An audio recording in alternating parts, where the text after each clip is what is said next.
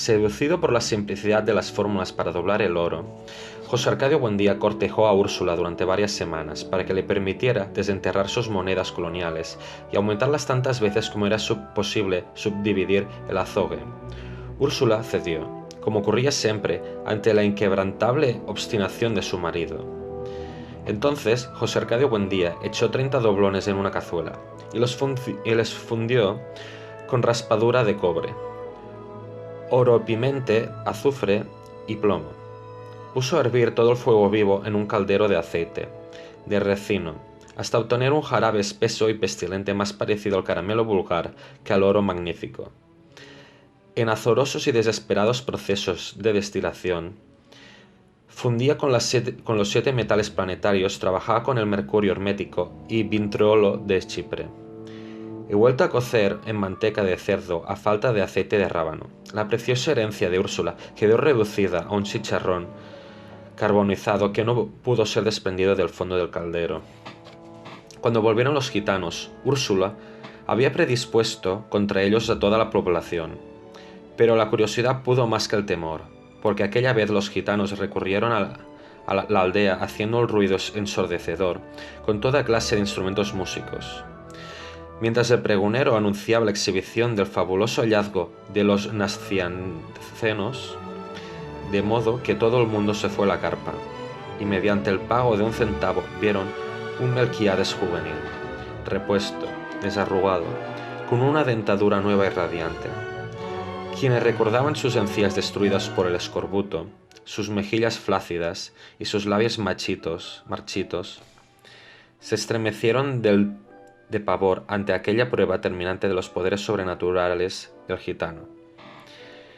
El pavor se convirtió en pánico, cuando Melquíades se sacó los dientes intactos engastados en las encías y se los mostró al público por un instante. Un instante fugaz en que volvió a ser el mismo hombre decrépito de los años anteriores, y se puso otra vez y sonrió de nuevo, con un dominio pleno de su juventud restaurada.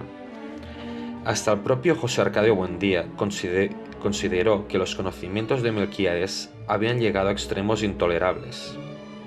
Pero experimentó un saludable alborozo cuando el gitano le explicó a solas el mecanismo de su dentadura postiza.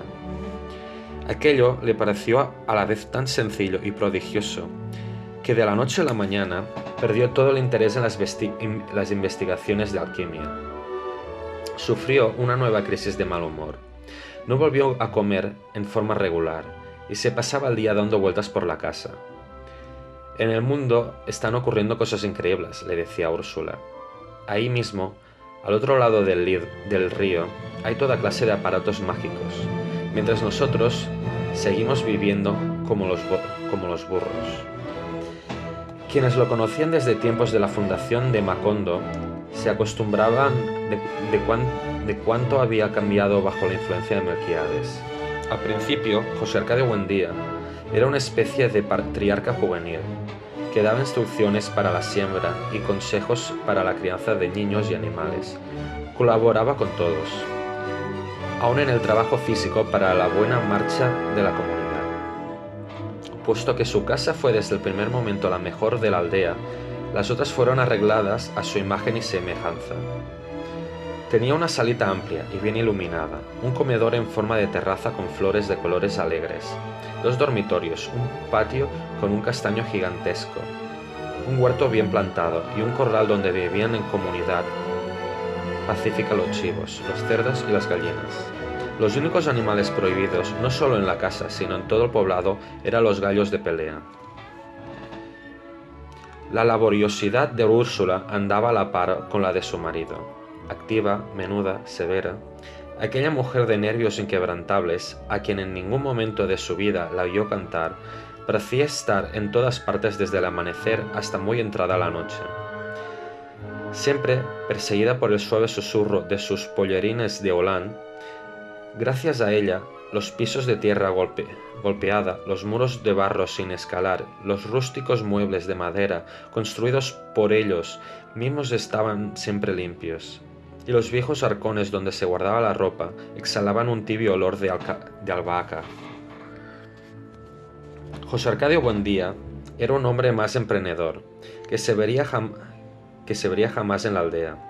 Había dispuesto de tal modo la posición de las casas que desde todas podía llegarse al río y abastecerse de agua con igual de esfuerzo.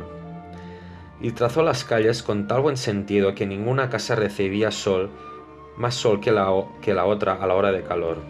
En pocos años, Macondo fue una aldea más ordenada y laboriosa que cualquier de las conocidas hasta entonces por sus 300 habitantes. Era en verdad una aldea feliz, donde nadie era mayor de 30 años y donde nadie había muerto. Desde los tiempos de la fundación, José Arcadio Buendía construyó trampas y jaulas. En poco tiempo llenó de turpiales, canarios, azulejos, petirrojos, no solo la propia casa, sino todas las de la aldea. El concierto de tantos pájaros distintos llegó a ser tan aturdidor que Úrsula se tapó los oídos con cera de abejas para no perder el sentido de la realidad. La primera vez que llegó la tribu de Melquiades, vendiéndolo bolas de vidrio para el dolor de cabeza, todo el mundo se sorprendió de que hubieran podido encontrar aquella aldea perdida en el sopor de la ciénaga. Los gitanos confesaron que se habían orientado por el canto de los pájaros. Aquel espíritu de iniciativa social desapareció en poco tiempo. Arrastrado por la fiebre de los imanes, los cálculos astronómicos, los sueños de transmutación y las ansias de conocer las maravillas del mundo, de emprendedor y limpio, José Arcadio Buendía se convirtió en un hombre de aspecto holgazán, descuidado en el vestir, con una barba salvaje que Úrsula lograba cuadrar a duras penas con un cuchillo de cocina. No faltó quien lo consideraba víctima de algún extraño sortilegio, pero hasta los más convencidos de la locura abandonaron trabajo y familia para seguirlo. Cuando se echó al hombro sus herramientas de desmontar y pidió el concurso de todos para abrir una trocha que pusiera a Macondo en contacto con los grandes inventos, José Arcadio Buendía ignoraba por completo la geografía de la región. Sabía que hacia el oriente estaba la sierra impenetrable, y al otro lado de la sierra, la antigua ciudad de Riohacha, donde en épocas pasadas, según le habían contado el primer Aureliano Buendía, su abuelo, Sir Francis Drake, se daba el deporte de cazar a caimanes a cañonazos, que luego hacía remendar y rellenar de paja para llevárselos a la reina Isabel. En su juventud, él y sus hombres, con mujeres y niños y animales y toda clase de enseres domésticos, atravesaron la sierra buscando una salida al mar, y al cabo de 26 meses desistieron de la empresa y fundaron Macondo, para no tener que emprender el camino de regreso. Era pues una ruta que no le interesaba, porque solo podía conducirlo al pasado. Al sur estaban los pantanos, cubiertos de una eterna nata vegetal, y el vasto universo de la Ciénaga Grande, que según testimonio de los gitanos crecía de límites. La Ciénaga Grande, que se confundía al occidente con una extensión acuática sin horizontes, donde había cetáceos de piel delicada, con cabeza y torso de mujer, que perdían a los navegantes el hechizo de sus tetas descomunales. Los gitanos navegaban 6 meses por esa ruta antes de alcanzar el cinturón de tierra firme, por donde pasaban las mulas del correo. De acuerdo con los cálculos de José Arcadio Buendía, la única posibilidad de contacto con la civilización era la ruta del norte, de modo que dotó de herramientas de desmonte y armas de cacería a los mismos hombres que lo acompañaron en la fundación de Macondo. Echó en una mochila sus instrumentos de orientación y sus mapas y emprendió la temeraria aventura. Los primeros días encontraron un obstáculo apreciable. Descendieron por la pedregosa ribera del río hasta el lugar en que años antes habían encontrado la armadura del guerrero, y allí penetraron al bosque por un sendero de naranjos silvestres. Al término de la primera semana mataron y asaron un venado. Por eso se conformaron con comer la mitad y salar el resto para los próximos días.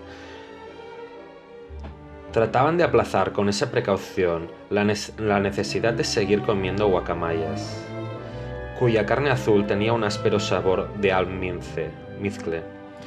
Luego, durante más de 10 días no volvieron a ver el sol. El suelo se volvió blando y húmedo, como ceniza volcánica. La vegetación fue cada vez menos insidiosa y se hicieron cada vez más lejanos los gritos de los pájaros y la bullaranga de los monos. Y el mundo se volvió triste para siempre. Los hombres de la expedición se sintieron abrumados por esos recuerdos más antiguos en aquel paraíso de humedad y silencio.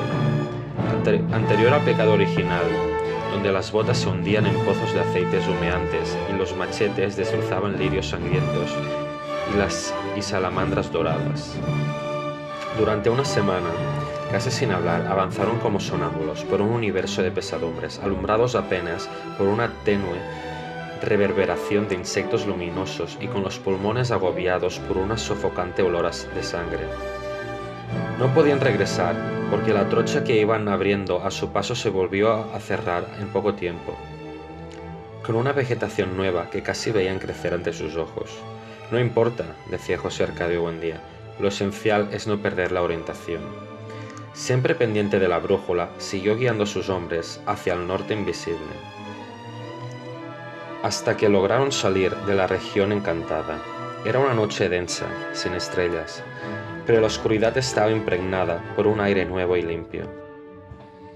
Agotados por la prolongada travesía, colgaron las hamacas y durmieron a fondo por primera vez en 2 semanas.